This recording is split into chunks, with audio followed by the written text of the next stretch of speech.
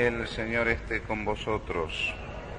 Lectura del Santo Evangelio según San Marcos. En aquel tiempo decía Jesús a las turbas: el reino de Dios se parece a un hombre que echa simiente en la tierra. Él duerme de noche y se levanta de mañana. La semilla germina y va creciendo sin que él sepa.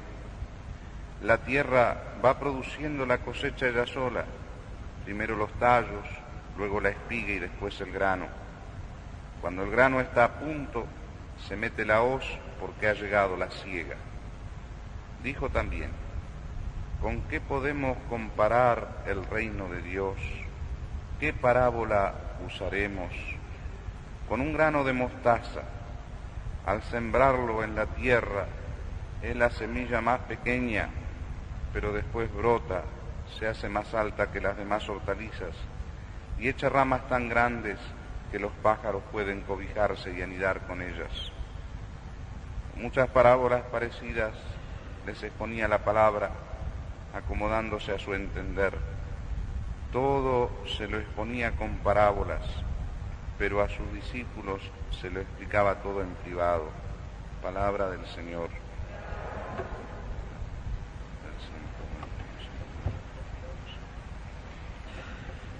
Bien dijo el guía que estamos celebrando el 11º domingo de las calendas litúrgicas durante el año. Y es cuando Jesús, curiosamente, dice al final de esta parábola que se acomodaba a su entender, pero al mismo tiempo hablaba en parábolas, en ejemplos, que no todos entendían. Por eso dice que a sus discípulos se las explicaba a solas esas parábolas, esos ejemplos. La parábola, que muy bien dicen los entendidos, cuando uno la lee parece ser escrita por un niño, y cuando empieza a profundizar se da cuenta que es la sabiduría de un Dios, la parábola. Y acá pone dos parábolas que junto con otra que es paralela nos desconcierta el Señor. La famosa parabolita de la semillita que crece sola, la parábola del grano de mostaza, que es el más pequeño, y hay otra paralela que ustedes habrán escuchado, que trae otro evangelista, que es la parábola de la levadura en la masa. El reino de los cielos se parece. Tiene un parecido con esto, y hay que buscar el parecido para entender lo que es el reino de Dios. Ustedes saben que él usaba una paráfrasis cuando decía reino de Dios, es Dios mismo el reino de Dios.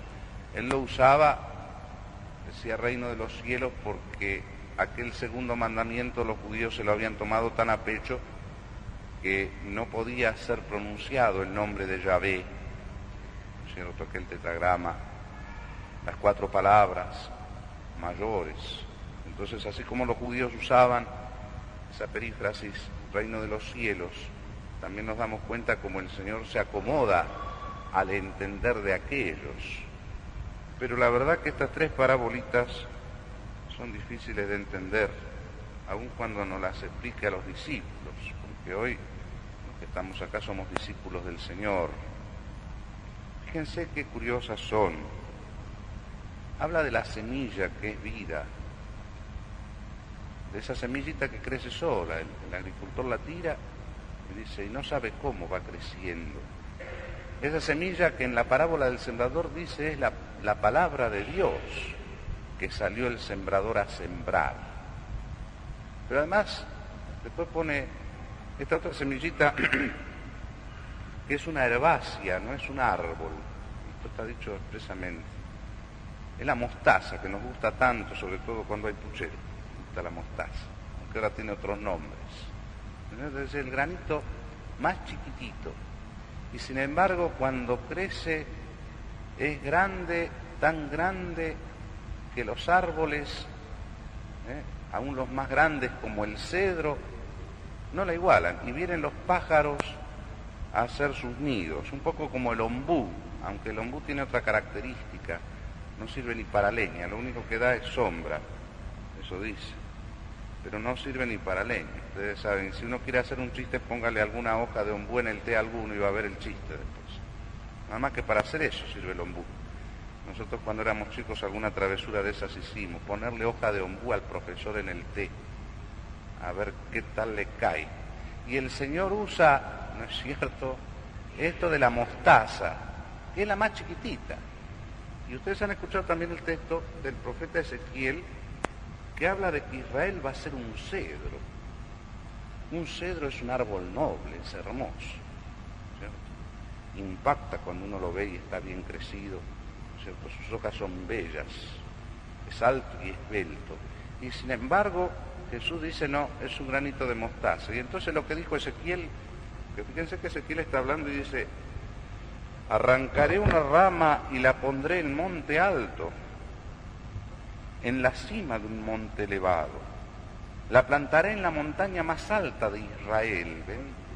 Es decir, es el mesianismo que tenían metidos en la cabeza los discípulos y los apóstoles, que el Mesías, ese mesianismo temporal, político, iba a hacer de Jerusalén el centro del mundo, como un cedro altísimo, en la más alta cumbre. ¿Ven?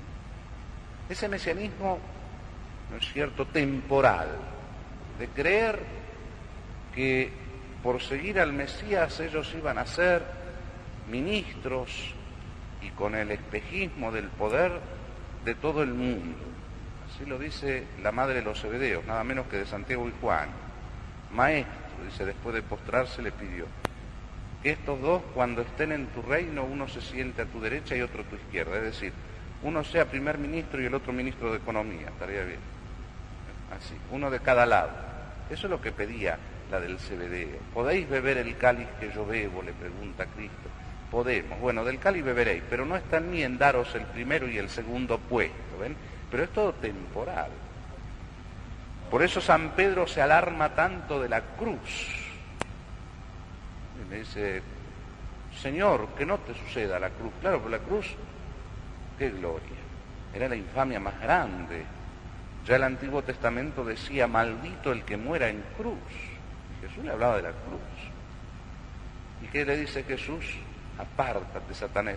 O más bien el texto exactamente dice, ve detrás de mí, Satanás. No quieras corregirle la plana al Dios Padre. Pedro le quería corregir la plana, hablaba como Satanás. Si la redención sin cruz, la redención con gloria temporal, con gloria extraordinaria, como si fuéramos recibidos por ser cristianos con bombos y platillos, y tocando marchas y con mucho poder. Y Jesús le dice, ponte detrás de mí, Satanás, retrocede, va de retro, ve detrás. Ve detrás porque no le puedes corregir la plana al Señor. Y el Señor quiere meterles en la cabeza que no es así el reino.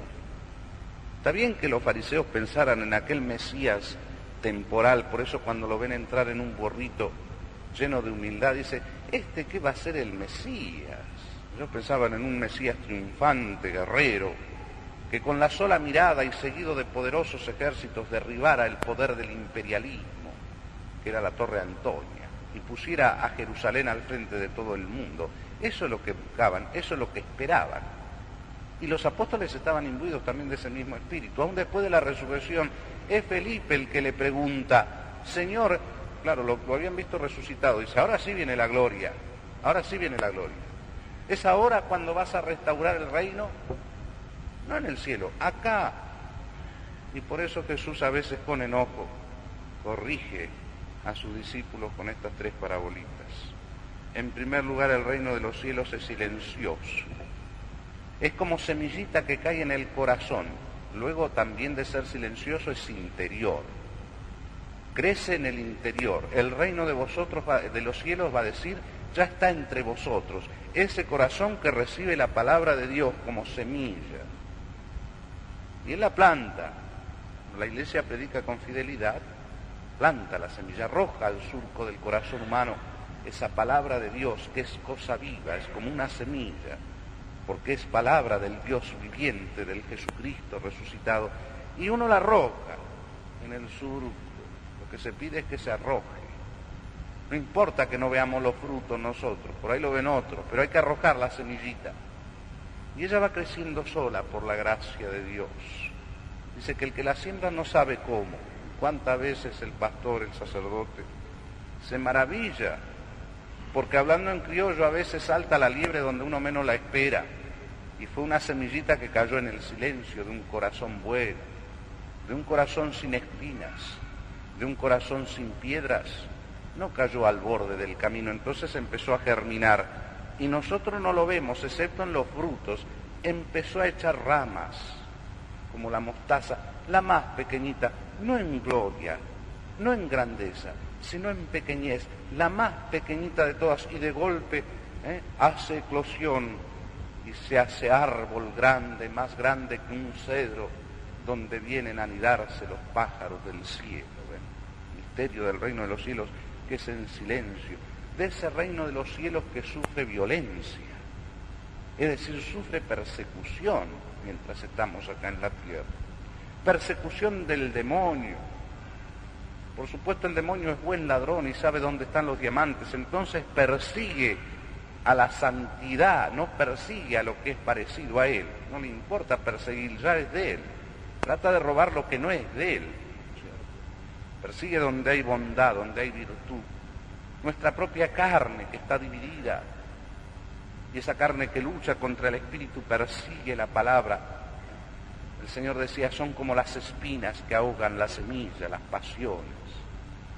Y también hay piedras, las preocupaciones de este mundo, que nos apartan, que hacen que se vaya ahogando esa semillita que fue plantada en el corazón. Pero mientras tanto se sufre la persecución, aún dentro de la iglesia, de aquellos que parecen y no son, de aquellos que tienen nombre de vivos y están muertos en el decir del Apocalipsis, de los falsos hermanos, como decía el apóstol de las gentes, y persiguen a lo que es bueno, a lo que luce, a lo que da gloria a Dios, es la tiniebla, como lo persiguió a Jesucristo, y esa es nuestra meta y nuestro camino, ser como el Señor, ir detrás de Él, llevando la cruz. Ese era el plan, no el plan que querían los discípulos, y que muchos hoy quieren, que por seguir a la iglesia, y algunos se encaraman con la iglesia, altos puestos y poderes, con el nombre de Dios y de la iglesia en sus labios. Se adelantan, quieren corregir la plana al Señor que dijo, el que quiera ser discípulo mío, que cargue su cruz y me siga, vaya detrás, para no ser Satanás queriendo ir adelante, usando de la iglesia y usando de los santos para sus propios intereses, fuera de la iglesia, dentro de la iglesia. Que embromar, hay que decir las cosas claras, es la verdad la que salva, es la verdad la que salva, ¿ven? Y el reino de los cielos no es así, es silencioso, es secreto, va creciendo en el corazón, y este es el ejemplo de los santos. Por supuesto que esta mañana yo le ponía a los chicos acá, que a pesar del frío vienen, una barra grande de chicos, ¿cierto? Yo les decía, ¿cómo hago para explicarle esto si ni los mismos discípulos, ni nosotros que somos grandes entendemos que servir a Cristo es agarrar la cruz en silencio y con abnegación y lograr la santidad? Y se me ocurrió ponerle el ejemplo plástico de los santos, eso es lo que han hecho los santos. Y le puse a ellos, porque ustedes saben que en la manada los lobatos tienen como patrono a San Francisco de Asís. No el San Francisco de Asís en esa película babieca que ustedes habrán visto, del hermano Sol y la hermana Luna. Esa es una película babieca, esa no tiene nada que ver con San Francisco de Asís. Aquel muchacho regio que fue Francisco, hijo de don Pedro Bernardone, el niño bien de la sociedad de su tiempo, porque su padre era vendedor de telas, y en aquel momento no había recensión como hay ahora, las tiendas andaban bien. Era importador de telas de Venecia y él traía las telas. Entonces calculen cómo lo tendría vestido a Francisco, que quiere decir francesito. Al francesito le llamaban porque hablaba muy bien el romance, con sus 24 años. En francachela, buena, le gustaba ser farrista, en el buen sentido, no como ahora se divierten nuestros muchachos modernos en la podre y se revuelcan en el barro, sino que le gustaba, era generoso, era un corazón grande. Entonces había fiesta y él ponía la comida y ponía el buen vino, y se pasaba de jarana toda la noche cantando bien, por eso le llamaban el rey de la alegría, con sus 25 años, todos sus amigos, eso que después lo siguen. El rey de la alegría era Francisco, y con todo en las manos, hoy diríamos el triunfador, no el cheto, el triunfador. ¿Ven? Y aquella vez que quiso irse a pelear, y el padre calcula en Pedro Bernardone, el hombre que era orgullo impostado, él le dice que quiere ir a pelear por su pueblo, y Pedro le compró el mejor caballo y la mejor armadura, y así salió, creyendo que iba a venir conquistador de mundos, y en el camino ahí tuvo el chasco, ¿no? Porque aquella misteriosa enfermedad que lo tumba, ¿no es cierto? Y ya el Francisco que vuelve derrotado, vuelve a su hogar, y después de esa enfermedad que apenas sale, ya es otra persona. Ya no le importan las glorias del mundo. Va a rezar a una ermita que todavía se conserva en la capillita, ¿no es cierto?, de San Damiano, y allí el Jesús que se hizo famoso, el Jesús de San Francisco, le dice: Francisco, repara mi iglesia. Era una ermita que estaba derrumbándose. Y él no entiende bien todavía. ¿Y qué es lo que hace? Y papá tiene plata, dice. Entonces le robaba las telas al padre, las piezas de heno, en su ingenuidad les hacía una cruz para que no tuviera problemas, ¿no es cierto?, de acusarse después de robo. Eso lo vendía por su cuenta y le llevaba la plata al cura para que reparara la iglesia. Ese Francisco, hasta que lo descubre Pedro, su padre, y lo denuncia al obispo. Y por supuesto, en aquel juicio tan hermoso en donde él deja toda su ropa, queda desnudo delante de su padre, y es el obispo el que con su capa lo cubre, ¿cierto? Desde hoy llamaré Padre al Padre de los cielos. Las cosas que hizo Francisco para convertir aquel corazón duro de su padre Bernardone, él que le tenía repulsión especialmente a los leprosos, se va a curar leprosos. Se hacía acompañar un leproso cuando sabía por dónde iba a pasar su padre, y le decía al leproso delante de su padre carnal: Padre mío, y lo besaba. Ese Francisco, ese mocosito como el de la peliculita esta, va a hacer esas cosas. La santidad. Y él se convirtió y se empezó a ver, ven, la semillita que cayó en buena tierra, y de golpe pléyades, cientos de jóvenes lo empiezan a acompañar en su aventura sobrenatural. Y él no sabe cómo, tal es así, y hay un libro que leanlo alguna vez, que se llama Sabiduría del Pobre, de Leclerc. Tal es así que él cree, cuando es tanta la gente que lo acompaña, que él ha traicionado a Cristo. Y se la va a ver a Santa Clara, eran amigos de chicos, ella estaba fundando a monjas, cosa que es más difícil todavía. Regir monjas es más difícil que regir varones, porque son mujeres. Y entonces se la va a ver a Santa Clara. ¿Y saben qué hace Santa Clara? Le dice: anda a plantar esta semilla, Francisco. Estaba tentado, él creía que había traicionado a Dios. Sin querer, esa semillita de mostaza se hizo arbusto y empezaron a anidar los pájaros del cielo en sus ramas. Y es Francisco, el poverelo, el que salva a la iglesia. Con lo poquito, él quiso... Es más, cuando empieza a ver qué hacen monasterios y todo, me acuerdo aquella anécdota, se sube un día al techo y empieza a romper tejas que había puesto Fray Elías, y tiene que venir el intendente a decirle que no puede romper lo que no es de él, porque él quería vivir esa pobreza sola, él solo, y sin embargo todo el mundo se cobijó bajo sus ramas. Esa es la santidad, es el granito de mostaza. ¿Cómo está todo hoy? ¿Habrá algún santo en esta Argentina? Digo yo, porque si hay uno, seguramente que va a pasar eso. Los ángeles aventarán los vientos para que las aves del cielo se cobijen bajo sus ramas, con lo poquito que podemos hacer. Entonces crecerá y será arbusto, ¿cierto? Y son así las cosas de Dios, esas cosas grandes. Nuestra pobre Argentina. Me maravilló que hoy Esquiú sacara un artículo del padre Castellani, me maravilló. Todavía lo tengo que leer. Capaz que después no me maravillo tanto. El padre Castellani dice, y les voy a leer porque es profeta, que el ombú, ustedes saben, el ombú ya se los mencioné antes, el ombú debería ser el árbol nacional de la Argentina. Acá es el ceibo, pero es el ombú, porque nos simboliza bastante. con perdón del mal parecer.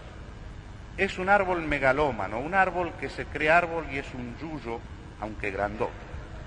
Es una herbácea como la mostaza, sin leña, sin flor y sin fruto útil, sombra solamente, y puede que simbolice también el estado actual de la Iglesia argentina, aunque esto es cosa que no tiene mala sombra. Y se van a llevar una sorpresa el día menos pensado, pero hay una cosa consoladora para los que ven y lloran el actual estado malo de la Argentina, el cual parece sin remedio, y es que lo que ellos pueden hacer es tan poquito como un grano de mostaza, y por tanto si Dios lo bendice bien, puede ir creciendo hasta cedro. El remedio tiene que venir de Dios y del Espíritu, tiene que venir del sacrificio y del llanto, y de una cosa viviente como es la verdad. Hay que caer como la semilla en la tierra y morir, lo poquito que podemos hacer. Pero si ese poquito lo bendice Dios, qué maravilla. Ese es el misterio del reino de los cielos, no con bombos y platillos, no ganando elecciones, sino en el secreto del llanto, del sufrimiento y de la verdad, queridos míos. Predicar esa verdad, aunque se le prendan las barbas a muchos, pero hay que decirla, porque la verdad es antorcha y tiene que arder, tiene que lucir. Esa fe en nuestro Señor Jesucristo. Por eso le vamos a pedir a Jesús que el Padre Castellani se confunda en esto del ombú, aunque algo de razón tiene. Total, estamos tan ricos que ahora hacemos los fines de semana largos de manera de seguir descansando, sábado, domingo, lunes, martes, miércoles y jueves, y trabajar el domingo, porque eso también, hay que sacar las fiestas solemnes. El asunto no es trabajar, es no trabajar. Dar sombra nomás, como la vaca cuando se levanta, que hace sombra. Le vamos a pedir a Jesús eso, entonces, entender estas parábolas del silencio, del secreto, del reino de los cielos, de la pequeñez del reino de los cielos, de saber que hemos de padecer como el Señor padeció si queremos alcanzar el cielo. Y cuando Él bendice, por más chiquitito, por más que estén todas las fuerzas del mal en contra, si Él bendice. Ten cuidado, Caifás, le dijo Gamaliel con juicio prudente, ten cuidado de oponerte a estos, porque si es de Dios, te destruirás a ti mismo y tendrás el peligro de haberte puesto delante del Dios Todopoderoso. Si no es de Dios, solo se va a destruir. Si es de Dios, ten cuidado, Caifás. Vamos a pedir entonces a la Virgen esa gracia, que la semillita de mostaza, el silencio, ese reino que es interior y tiene que salir de nuestro corazón en santidad, vaya mostrando sus ramas para que los árboles se cuajen de pájaros, haya vida, haya canto y haya color. Que la Virgen Madre nos conceda esa gracia. En el nombre del Padre, del Hijo y del Espíritu Santo.